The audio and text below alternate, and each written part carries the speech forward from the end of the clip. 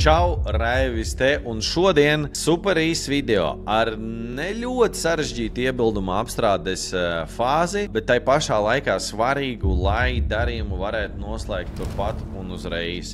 Pāris vienkāršas taktikas, nav ļoti daudz iebildumu no klienta, būs arī interesantāki video pēc tam. Vienkārši paskaties, lai tu arī varētu tā kā noslēgt savu darījumu turpat uz vietas, un tev nebūtu pēc tam vēl jāmeklē, jāzvana savus klients, jāraksta un vispār jāpakļauj riskam savus darījumus, jo cilvēki mēdz pārdomāt lietas, un arī tu noteikti mēdz pārdomāt kaut kādas lietas, kur it kā tu jau gandrīz vai biji pieņēmies lēmumu un jau gribēji izdarīt. Tāpēc skatāmies, šis būs īsi, konkrēti, un iespējams var kaut ko arī iemācīties. Lecam iekšā sarunā. Kādi jautājumi par procesu? Procesu, tā pašais man jautājumi nav. Vienkārši man jāpadomā. Jā, labi, sapratu. Un kad jūs sakat, ka jums ir jāpadomā, vai jums vispār liekas, ka šis viss process potenciāli varētu jums palīdzēt sasniegt tos mērķus, lai jums būtu paredzama sistēma klientu piesaiste, un jūs varētu vairāk pelnīt? Es tā kā domāju, ka šis vairāk būtu darbs tām internetu nodarbībām. Jo reāli tie cilvēki, kas pie manis atnāk, viņi aizkavējās diezgan ilgi. Minimālais pusgads. Reti, kurš klients, kas atnāk uz 1 vai 2 nodarbībām, tas ir ļoti, ļoti reti.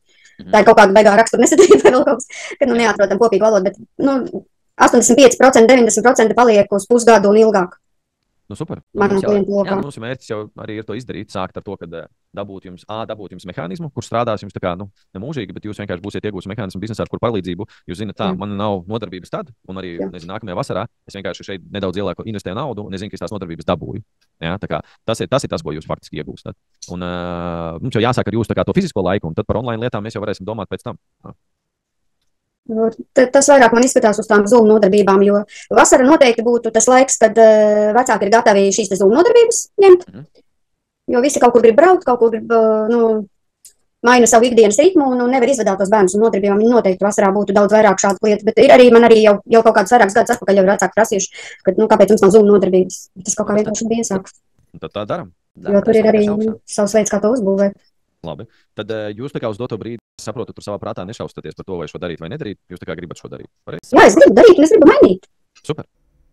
Jā, saprotam, vai klients vispār to grib darīt. Lokalizējam. Labi, tad sākam. Jā. Tad uz kādiem rekvizītiem tad jums uztaisīt rēķinu ar karti vai pārskaitījumu maksāsiet? Jā, bet vai man tas ir viss uzreiz jāsmaksā?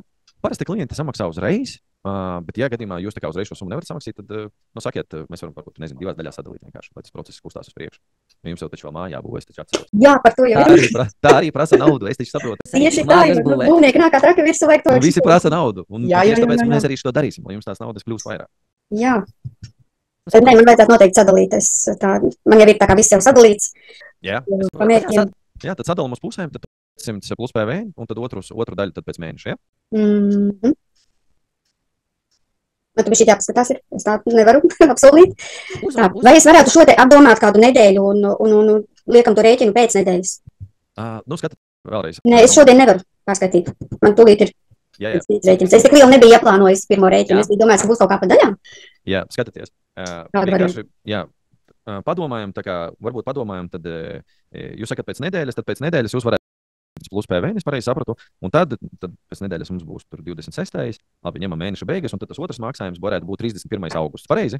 Tā es saprotu. Kā es pēc kur un tad, lai mums nevajadzētu tur vēl lieku reizi, tur varbūt zvanīt, sazvanīties, satikties, mēs vienkārši izdarām sekojošu, jo maniem kolēģiem arī savi mājasdarbi ir jādara, lai mēs šito varētu veiksmīgi palaist. Un es gribētu, lai viņi jau ķerās klāt šodien, tāpēc izdarām sekojošu. Varbūt jūs vienkārši daļēji iemaksu no šīs summas, cik jūs varat šodien uztaisīt.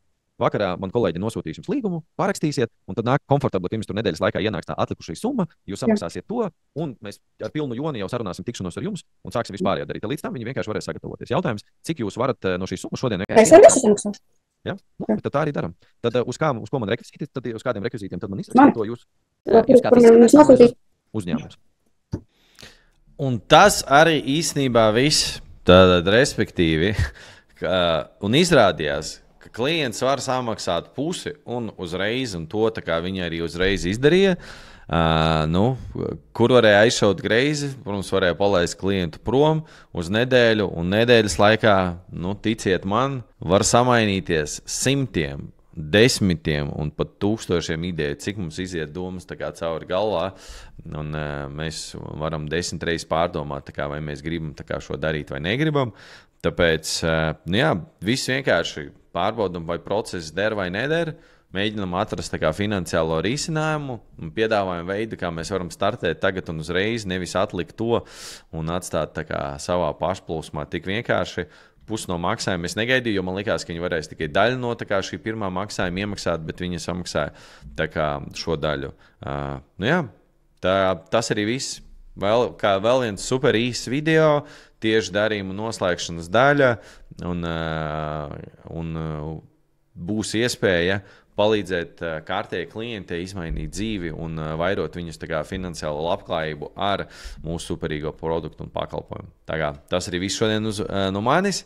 Lai veiksmīga diena un tiekamies nākamajā video. Čau!